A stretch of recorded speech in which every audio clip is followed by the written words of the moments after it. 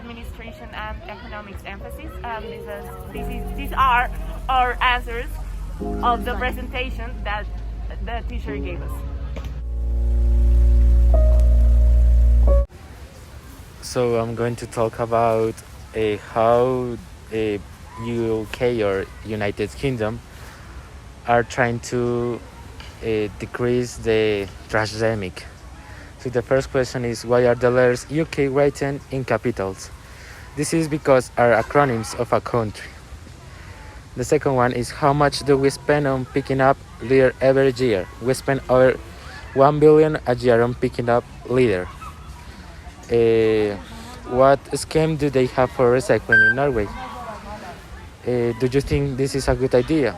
Well, the scheme that have Norway consists in if they paid a deposit of say 10 or 15 bucks on every bottle that they bought, but then got the cash back when we return the empty recycling rates are likely to double. That's the scheme they have in Norway.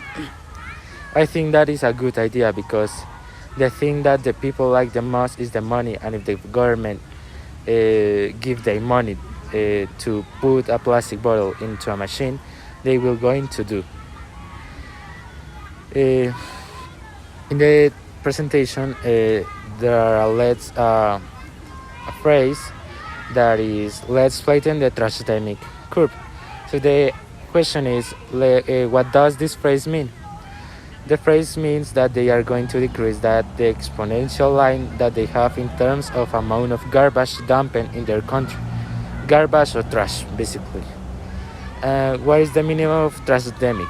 For me, perhaps the meaning of the trashedemic is a combination of the words pandemic and trash. Then the meaning of this word may be that there is currently an unsanitary pandemic because there is too much garbage or trash in the streets. And there is a symbol, a recycling symbol. This symbol means that the product that have this symbol was doing in a recycled way. I mean, with a recycled material.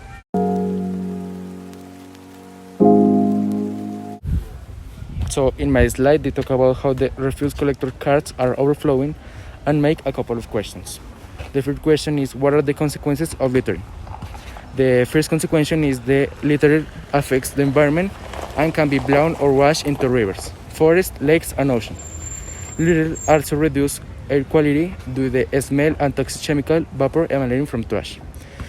And these two consequences produce a polluted environment, so this can encourage the spread of disease. The second question is, who suffers and how? The first one is that the plastic litter is another threat to the environment, especially land and marine wildlife. When consumed by animals, they reduce the stomach capacity since they cannot be digested. And the second one is that much of the marine wildlife, including birds, whales, dolphins, and turtles, have been found dead with plasticals and cigarettes in their stomachs. The third question is, what can we do as individuals to improve the situation? The first one is that recycling is very important to recycling in order to not waste more than we have to. The second one is the way to handle the problem of the littering for each member of the society to take responsibility and try their best to properly dispose the waste. And the third one is try to not buy one-use plastic items because they are so bad for the environment. The last question is, what else needs to change around us to improve our environment? And I think one of the things that must change is, for example, the factories that produce a huge emission of gas to control it. And the second one is to use more recyclable materials in their products.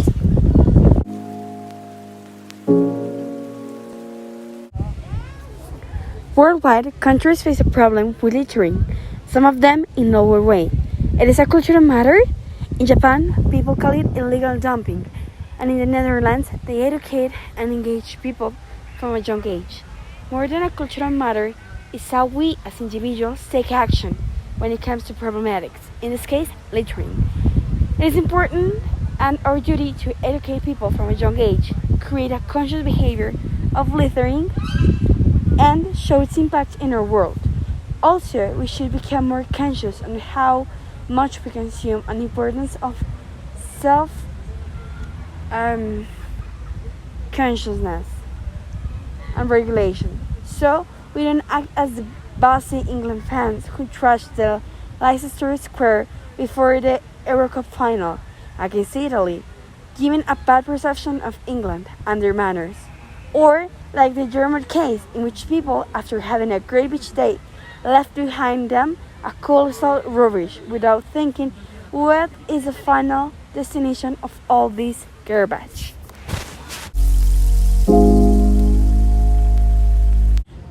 Being British. What is wrong with this country? What positive behaviors can you identify in the video? In this video, we couldn't find good behaviors. 2. What negative behaviors can you identify? Instead of grabbing the garbage and throwing it, they are playing with it and they think that it's a good action, so they post it in social networks. How can we celebrate peacefully? They can hang out with their friends or celebrate without damaging stuff.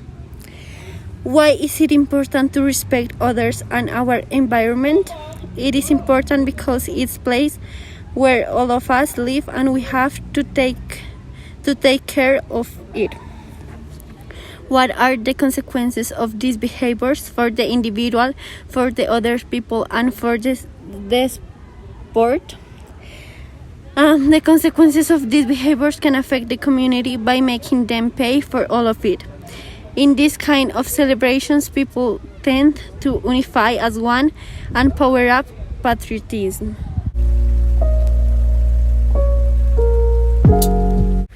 So on the 5th slide, they talk about a mural that people made on Washington, and they ask us different questions. Like, for example, if we thought that making that mural was littering, and we do not believe that it is littering because they began to put different papers to try to cover a racist graffiti. So we do not consider this as the action of littering, since the underlying social intention is necessary and obviously is very respectful. Other question is that is the intention more important than the action? Are these notes and messages supported because they had a positive intention and reaction? And we thought that, like, we know that it is almost impossible for a community to agree 100% on everything. However, we believe that the intention weighs more since the intentions are good and positive.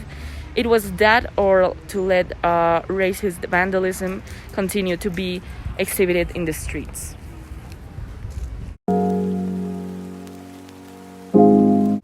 I'm going to talk about the 6th slide. So they gave us some kind of information and a map.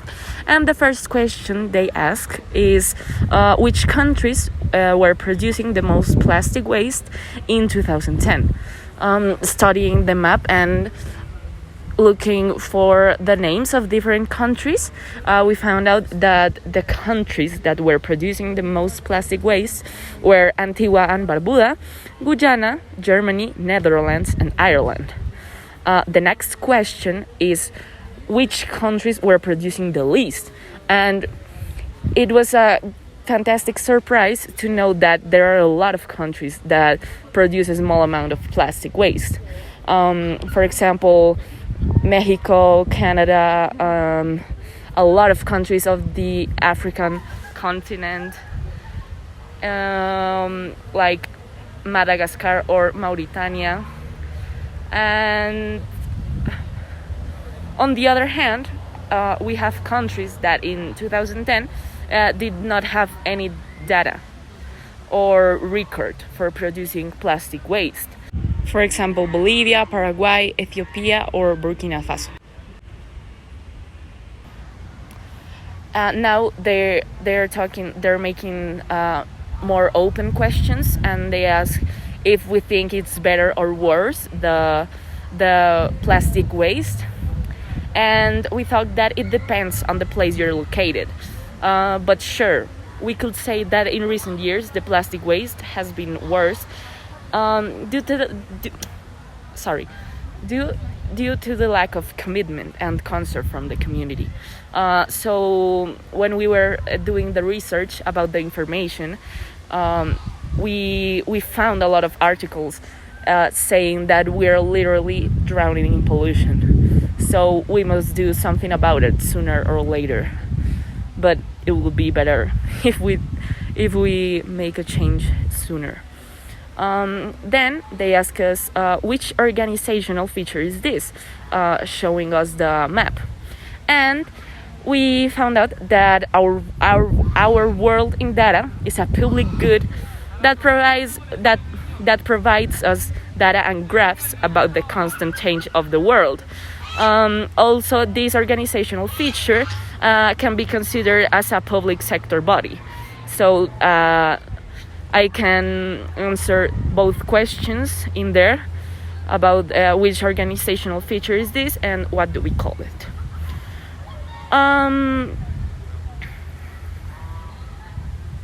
Okay, so then they gave us like an article about the recycling in the UK, and they made us 4 questions. So the first one is we produce 26 million tons of waste in the UK. How much of that is recycled, and what percentage of our waste do we recycle? So around the 12 of the 26 tons are recycled, and the other 14 tons are sent to landfill sites, resulting in approximately 45% of the waste being recycled.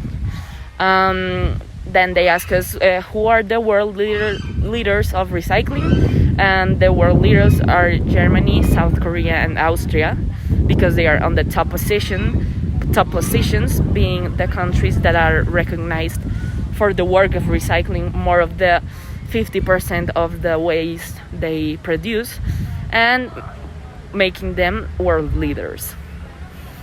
So what is the impact of recycling a single glass bottle? This was very interesting to get to know, because recycling a simple plastic bottle can save a huge amount of energy. We found out that recycling a plastic bottle of maybe the juice that you drink on your breakfast or on your lunch, recycling that bottle, you can save the necessary amount of energy to have your laptop turned on for half an hour. My number of slide was the 7, and they asked us to see a video, and with that answer some questions. The first question was, why do you think people are also plastic? So in my opinion, is because we depend too much of the plastic in our lives, like the bottles or the bags in our daily life. The next question was, what does this say about the problem of plastic pollution? What does the video say? So the video says that the United Kingdom provides a lot of plastic pollution, and in the UK, the government says that the United Kingdom doesn't provide too much plastic. The next question was, why do you think we are dumping this plastic waste on other countries? In my opinion, is because they want to hide the contamination of the United Kingdom in other countries to avoid a bad impression of the United Kingdom, of the country, towards the other countries. The other one was, who is impacted when we dump plastic in the oceans? So in my opinion, was the fauna and flora of the oceans, such as fish or marine plants. The other question was, what are the alternatives to using plastic? So I investigate, and the alternatives are glass, platinum silicone, coated cloth, natural fiber cloth, wood, bamboo, and other ceramics. And the last one question was, how can we stop this? In my opinion, we can stop this by recycling and using materials that are not so aggressive for the environment, and replacing plastic with other materials, like materials that can be recycled.